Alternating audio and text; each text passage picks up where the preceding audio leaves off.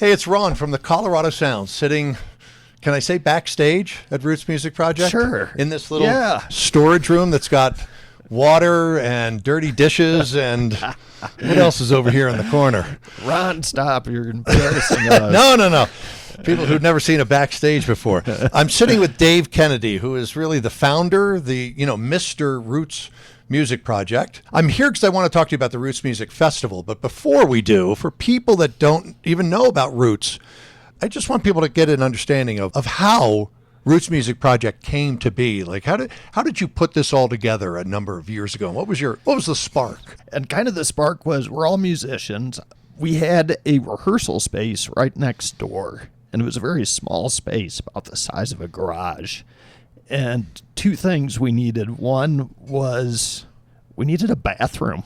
I hate to say that, but we didn't have a bathroom. No, that's great. So that was a challenge. And the second was we needed gigs, because we'd be over there and we'd be playing a lot and have a whole set list. We're like, where do we play, man? And as a new band, it was really hard to break into the scene. So how'd you find this space? I mean, even though you were right next door looking for a bathroom. For the two things, one is we started to organize gigs, and next door to us was a grow facility, right? And there was a hole in the wall, so we could kind of peek in that hole. And we're like, wow, that's kind of a cool space over there. And one day they moved out. Yeah. One of our other founders, Rick Gabler, texted me. He's like, hey, they moved out. And so I called up the landlord, and we went over there, and they had bathrooms. Top priority. And we already had this idea about doing something bigger for the scene. And I kind of got some people together that wanted to rent a little space from us, and so we did it. We rented the space. Yeah, and it sort of started Roots Music Project here. Yeah, that was really the start of Roots Music Project. So this space that we're in here on East Pearl, how did this place come to be, and what is it today? Like, even before we get to the festival, explain to people what Roots Music Project has become. So Roots Music Project really grew out of the idea that the scene needs help. And we're musicians, and I mean, it's kind of corny, but one of our big beliefs is that we believe in the power of music to make the world a better place. What we started with is, and it was during COVID, we just needed a place to hang out during COVID, and we said, let's do some shows, because people needed gigs. Either the fans needed to hear bands, and the bands sure needed gigs. So we started by just doing a lot of gigs. We would just start throwing shows in the warehouse, and eventually we got a liquor license. That was kind of the early part of it, just do a lot of shows, but then it grew into now where we're doing over 200 shows a year. We're managing different festivals, and we have workshops, we have our sober open mics, we have regular open mics. So it's all about how do we promote the scene and how do we help artists. How did you get the idea of putting on this gargantuan idea of a thing called Roots Music Festival? We're a little crazy, and we like to do things in volume. And so, we're jealous, frankly. We're jealous of Folk MX. We're jealous of UMS. And we looked around, we're like, we can't believe Boulder doesn't have this already, right? And so we started small. We talked to the city. The city was behind us, but they said, do a few things on the hill first. So we did that for one summer. And then we did a thing called Rootstock, which was here in our warehouse, where we booked 30 bands in a 10-hour period. And it was awesome. And we proved to ourselves, like, wow, we can handle a lot of logistics. And it was just so much fun. Like having all those musicians here and all their fans, and we'd go from one room to the other, and it was pretty inspiring. Those were the seeds. Those were the seeds of the festival. Yes. But I got to ask, how did you come to the decision of really biting off a lot and doing a 3-day festival? Because let me see if I got this right. 3 days, 15 stages, 15 venues, 170 artists. Yeah, bands, like 180 acts? bands. 180 acts performing. Who looked across the table and said, I got an idea? I was probably at fault for that. You know, Okay, guilty, Your Honor. Yeah, I can't. And my team looked at me like I was really crazy because we work hard. But we started smaller, you know, because we couldn't afford to do that. We had this city's backing, and so we had some seed money, and we started with just, I think, 40 bands. It was still 3 days, but it really kind of things changed big time when we met a funding group, and that was in May. So we had just at the end of May, we had put tickets on sales. We had booked Yonder Mountain String Band. And then the city introduced us to the Caruso Foundation. And that is a game changer right there. Yeah, it sure was. It was a game changer.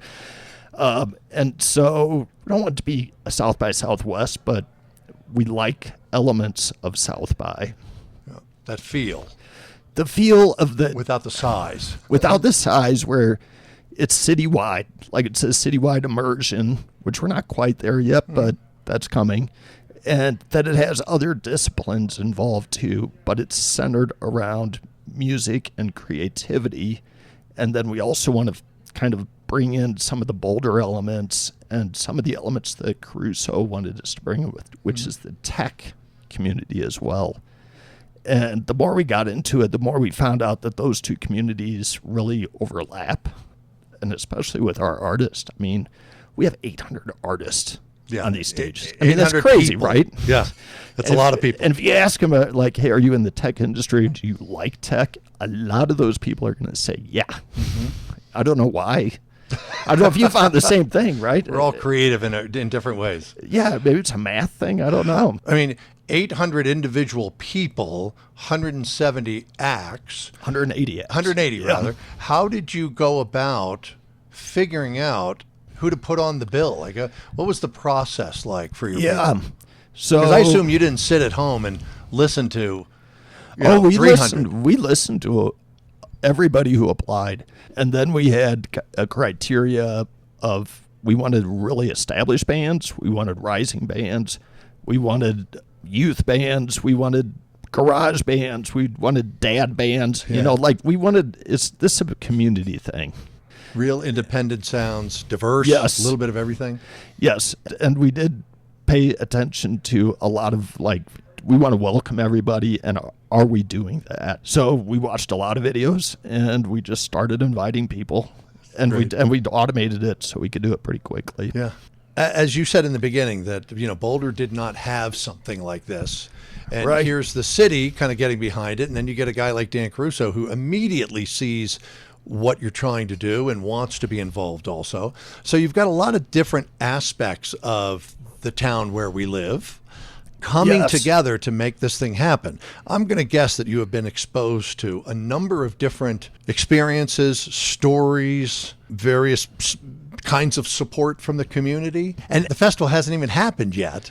Can you just give us an idea of some of the things that you've seen that have really surprised you about the support for Roots Music Festival? At first, people were skeptical. Like, we went out to pitch the venues, right? So we're going along Pearl Street, and it's all along Pearl Street this year. Next year, it will expand up to the Hill and other places. Yeah, and people were a little bit skeptical, and we really had to show them, like, hey, this is the size of this thing. We're bringing in a professional sound team, so we had to convince them that it was going to work. But once it worked, people got on board, and it kind of snowballed. But it just happened to work out that way. Like, people are behind it. They want music in Boulder. So many people come up to us and say, do you remember what it was like in the whatever decade, 80s, 90s, 2010?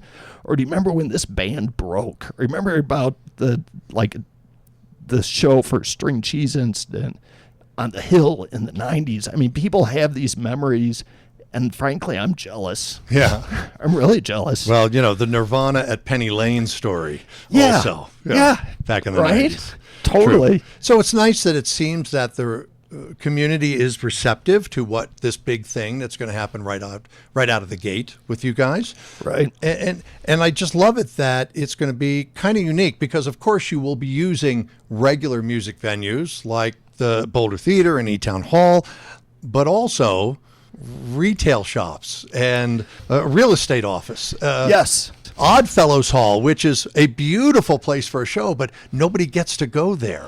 It looks like it hasn't changed since the 30s or 20s. I mean, it's beautiful. But how did you guys go about figuring out how or who to ask what spaces, the non-traditional spaces that are going to really add a unique flavor to this festival? We just asked everybody. Shotgun effect. We're like, I mean, we have a Savannah Bee, the honey shop. Yeah. We have Paradise Found Records, Stone Cottage. These are really cool places. They all have their own vibe, like License Number One. We're going to have a mystery show there. I won't say who it is on Saturday, Downstairs, Yeah, but then you have the Velvet Elk, you have Trident. That it's going to be, some of it's going to be like punk rock show, and some of it's going to be like quiet acoustic. Yeah, well, but there's also a different aspect to this, kind of like South by Southwest, in that it's not all just music performances. It's correct workshops and classes and yada yada. So how did you guys figure out? Well, let's add that aspect because you didn't have enough to do. You didn't have enough to plan. Right. What was the thinking behind adding those open mics and workshops and things like that? I mean, it's part of it's our mission, and it gets back to that corny, saying that we believe in the power of music to make the world a better place. So we went through the list and we're like, we got to have sober stages. But then we said, it's Boulder. Let's figure out what else is out there. So we have like a sound healing thing that's going to be really cool. We have Danger Foley, which is a global level DJ. She's doing like a DJ yoga session. That's going to be really cool. Very Boulder. So we just threw it out there, and we want to have a different kind of music festival. Let's see what we can add. One of the things that we have found, because the Colorado Sound is about to celebrate our 10th anniversary of being on the air. Congratulations. Thank you. We'll make it into the double digits. I can't wait for our bar mitzvah. But one of the things that we have heard from people that they say, oh, I've been listening to you since day one. And I remember way back when. And I get the feeling that this Roots Music Festival, this is not a one and done thing. You guys are looking to do this every year. Yes. So can you just sort of give us the idea of what you guys are thinking 2, 3, 5 years down the road, if you're thinking that far? Can I tell you just about a challenge as well that leads into that? Because it really has influenced our view of what to do in the future. Yeah. And that was like, how do you handle the headliners? We have Yonder Mountain String Band. We have North Mississippi All-Stars. We have Andy Frasco and the UN. We have Carl Denson's Tiny Universe. We have the Rumble. So, I mean, we wanted to have those big headliners. For the people that don't know, let me point out that Carl Denson plays horns with the Rolling Stones. Yes. You don't get any more big than that when you play with the Stones. I mean, these are great shows, but we had to pull them together very quickly. So, I mean, that was one thing. It's like next year, we've already started planning, like, okay, how do we deal with the headliners? Where do we put them? Mm-hmm. What we have free elements this year, free for the public, but does that get bigger or smaller? And so I think those are all things that we tackled this year, but for next year, it will be bigger. We are going to kind of increase this I have tech and AI and have some of that built in, kind of like South by Southwest has film. Right, that's what I was thinking. So there's a little bit of and they that got a tech built in. aspect also, too. It sounds like. And we really love how much, and we're proud of how much we're really getting a lot of community partners involved this year. So you're going to see more of that. The footprint's going to get bigger, but at the same time, this is kind of a unique model. Having so many local bands and having it accessible to everybody, we like that spirit, and we can't lose that. But we also like the headliners, too, because it's fun. But will we be at Folsom Field next year? Probably not. No. Right? Or maybe ever. Because who knows? You're going to lose a certain flavor if you get that big.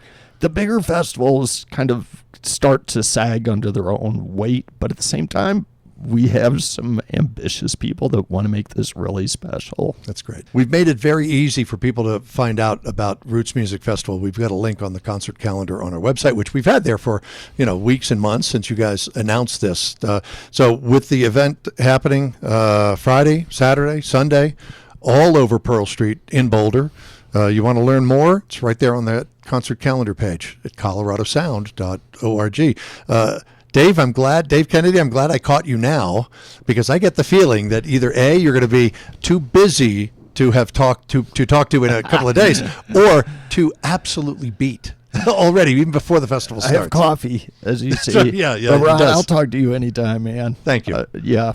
And thanks for all the support over the years. You guys were some of the first folks who came to visit us in the early days in our little warehouse. Yeah. And I just want to say thanks. You're very welcome. You're welcome. I think that we saw as a community radio station ourselves, as a nonprofit like Roots Music Project is, it seemed to be a very good fit when I first read about what you were doing and kind of where you came from, and knowing that this was not going to be a 2-day thing. And I don't mean the festival, I mean the project itself. This was years ago. Yes. I could just tell that you were going to make something happen, and we wanted to be involved. And it's nice that we saw that our listeners gave you guys one of our Colorado Sound Music Awards this year, because while you were nominated, it was the listeners that chose you guys in that seen and heard category. So we know that we're doing the right thing. Our listeners really connect with you guys. Well, we love our listeners, and everybody's part of this thing. Everybody, fans, musicians, community, and radio stations. And radio stations also. Dave Kennedy, thank you. I'll see you in the streets next weekend. I'll see you soon.